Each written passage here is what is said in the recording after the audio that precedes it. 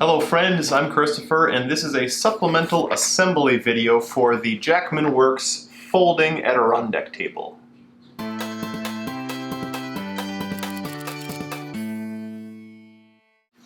This is not a build video. Jackman Works has several videos on his Adirondack chairs and his tables as well, so you can watch those for reference for the actual whole thing.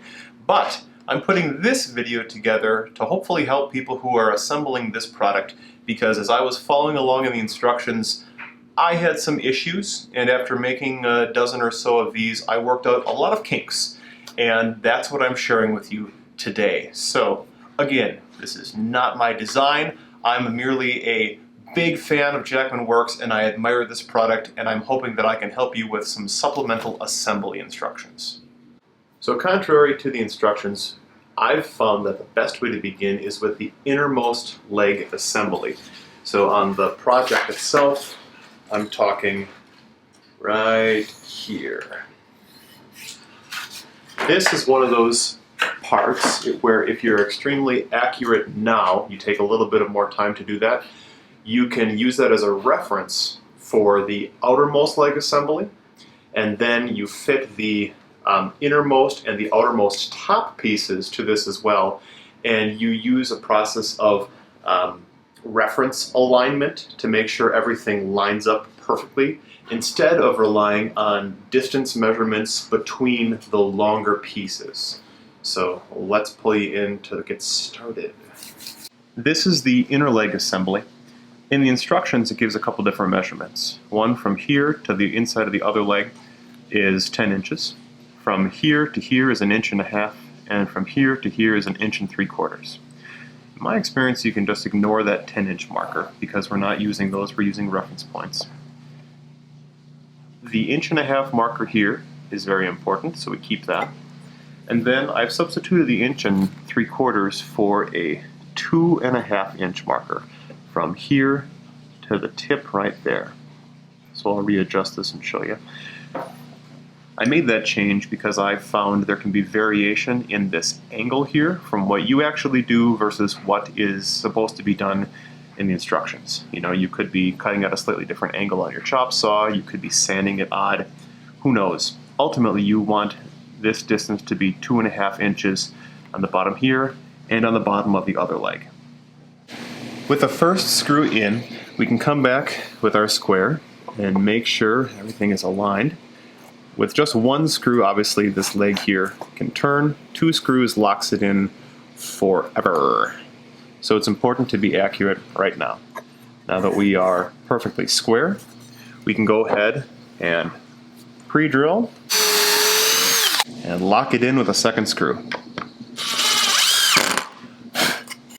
Repeat the same step for the other side, and you'll notice that you hit this 10-inch mark from the inside to the inside no matter what, and all we were doing was referencing 1.5 inches here and 1.5 inches here. With the first leg assembly done, we're going to flip that over, and we're going to do the outermost leg assembly. These pieces are going to go on like so. Before we get going, just a couple of things. When you actually look at the end of the legs here, you've got a long side and you've got a short side. I don't think I saw it in the instructions that I printed off, but you want to work with the short side up when you're assembling. Now is the time to use your 1.5 inch doubles, and we're going to just go through these for alignment purposes. Since we know these are going to be perfectly vertical up and down and parallel with each other, if we use the doubles now, we can guarantee the same result on the outermost leg assembly without having to do as many measurements. It's a nice time saver, and it guarantees good accuracy. If you really wanted to be lazy now, you could just take your other piece, eyeball it, and screw it in. Honestly, that would be close enough. What I'm going to do is just take my square here, line it up so I know that this distance inward is going to be the same on both of them, and I will take my measuring stick again and look for that 2.5 inch mark from the point of the leg to the bottom of the board. And once I've confirmed that on both ends, I just screw them in right away. 2 quick notes. First off, remember which leg you're supposed to be screwing in. So we just did the outermost assembly, so the screw should go into the outside. It's easier when you're assembling it via reference like this to not necessarily remember which board you're supposed to be screwing into, so just keep that in mind.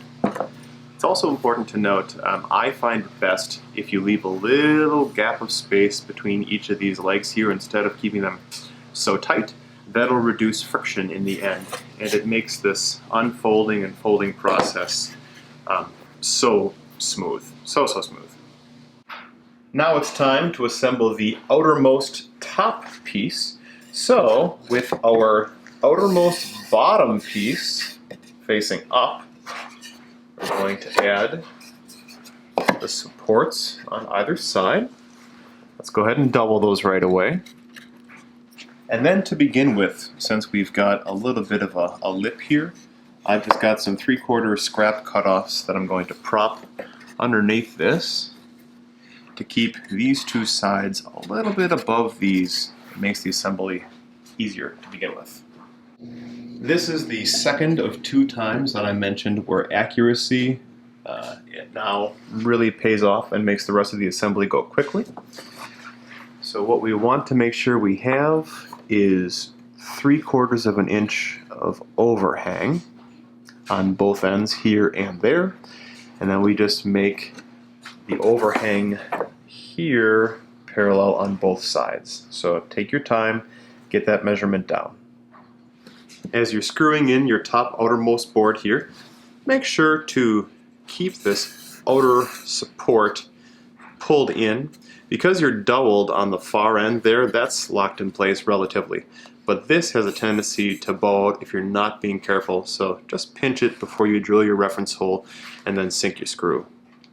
These next 2 boards go on easily. We want 7/8 worth of space between this end and this end. And I have a scrap piece of wood that happens to be 7/8 of an inch. So you just put that in there as a reference and you don't need to do any sort of measuring. Now from here you can either eyeball it just to make sure these are the same, or you can take some sort of a straight edge and push them flush with each other to check that they're the same. That works just fine too. Or you can measure underneath and check the reference points. Either way, once you're here, all you have to do is lock it down with the screws and make sure you're screwing, again, into the right board.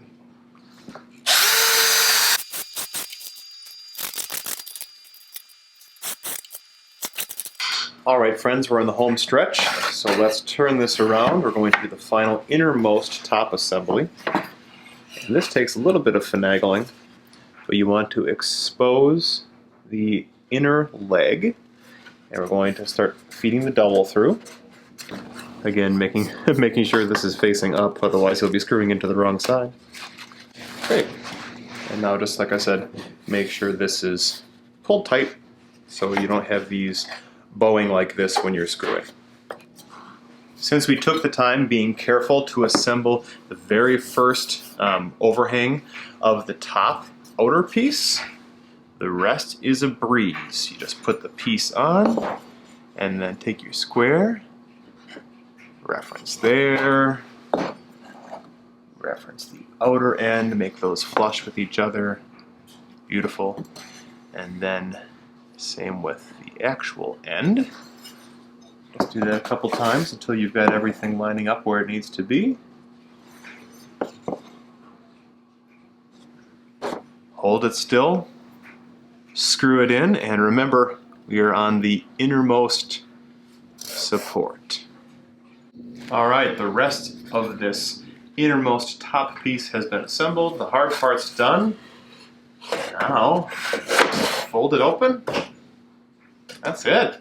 Everything lines up really just beautifully, as you can see. And because we built it from self-references instead of from measuring internal widths and such, we know that we're never going to have a problem with this not opening and folding perfectly.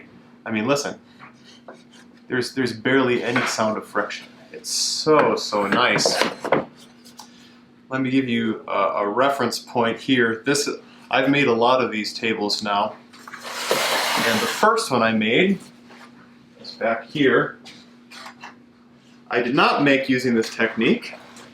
I made it following the instructions to the best of my abilities, and I was unable to successfully line things up properly. This is the best that mine folds. Oh, you can hear that squeak. It's pretty terrible. And actually, I was so forceful with it that I broke one of my legs at a knot right here, and I had to re-glue it. So this sits out, and I never actually fold it, which is fine. It's at the fire pit, and it does its job.